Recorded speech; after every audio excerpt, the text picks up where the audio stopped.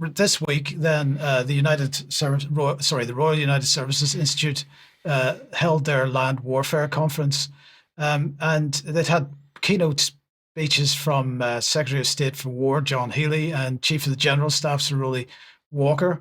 We're allowed to know what these two said, which can be boiled down to Russia, Iran, kill them all. That's basically what they said.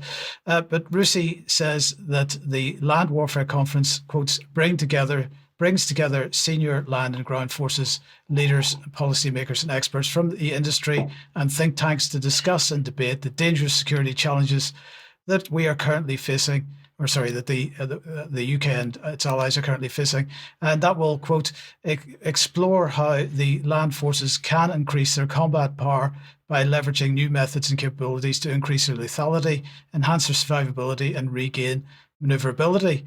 So the question is, what are these new methods? Well, AI, of course, is right up there, and so it's perhaps no surprise that the so-called gold sponsors of the conference include Helsing, a defense technology company providing cutting-edge software and artificial intelligence to protect democracies. That makes it sound really great, doesn't it? And Palantir, the world's leading software platform, these are their words, for data-driven operations and decision-making. Their silver sponsors include ARX Robotics, which focuses on the digital transformation of land forces and the development of autonomous unmanned systems.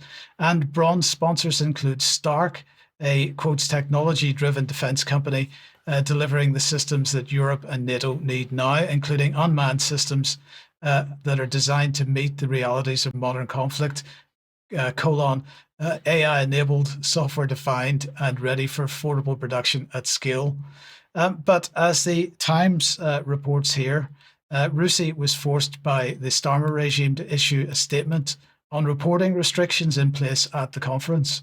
So speeches from John Healey and Roly Walker, as I said, were allowed to be reported upon. But speeches, for example, by Air Chief Marshal Sir Richard Knighton, the Chief of the Air Staff, who's expected to become head of the armed forces, and General Sir Jim Hockenhull, the head of Strategic Command, could not be made public.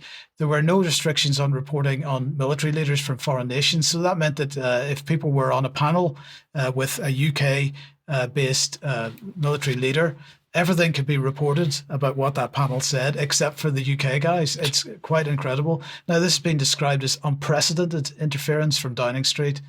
And RUSI said in an email that they sent out on Monday, quotes, "We wanted to clarify a late change in reporting rules relating to speakers from the British Armed Forces, which differ from those which have been applied in previous years and which also differ from the printed brochure. The majority of speeches and panel appearances by British personnel will not be for reporting, whereas those by individuals from foreign militaries will be."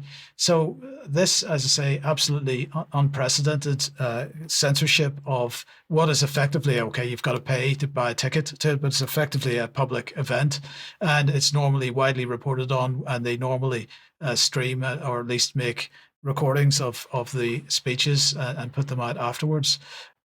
Why is the British regime doing this at this stage? This looks very much like because they are preparing for war and they don't want some of the comments from some of these military leaders becoming public. And corporate defense contractors. So the merger of government and corporate interests. This is just fascist behavior. And I'm not saying that flippantly. Right. It is what it is. So why Chatham House rules? If we're just talking about the, quote, defense industry, well, it's not the defense industry. It's the offense industry. Absolutely. Okay, if you like what the UK column does, please head over to the UK column website and click on the box at the top of the page for helping us out. Your help is absolutely needed and very much appreciated. And thank you again to everybody that is a member, has joined again recently or joined recently. We do need your support. Please continue that if you possibly can. Tonight at 7 p.m, the weekly banter with Charles, myself and Jerm will go out on the usual live stream places, and we're talking about immigration and national identity tonight, so that's potentially controversial. A reminder of the date for your diary, which is Saturday the 18th of October, for the next UK Column on Location event in York.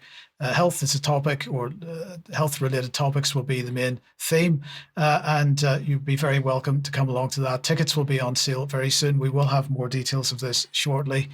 The Sounds Beautiful Festival is taking place next weekend in Wimborne in Dorset. UK Column will be there. Well, I'm glad to say that the Facebook competition has been won for 2 free tickets to that, and the winner is Mattman on Facebook. So I'm sure the guys will be in touch very shortly to help you out with that. A quick reminder of the Don't Let Geoengineering Go Over Your Head event, Picnic in the Park, which is happening in Hyde Park tomorrow at 2 p.m. And Sonia Poulton will be live streaming that as well. But get along to that. I think the weather's going to be very pleasant for that, so get along to that if you can. Coming soon is that Andrew Bridgen will be at the Seven Stars Hotel in Totnes on the 25th of July, 7 p.m. Doors will be opening at 6:30. Get along to that if you possibly can. Not to be missed, as it says at the end there. Okay, let's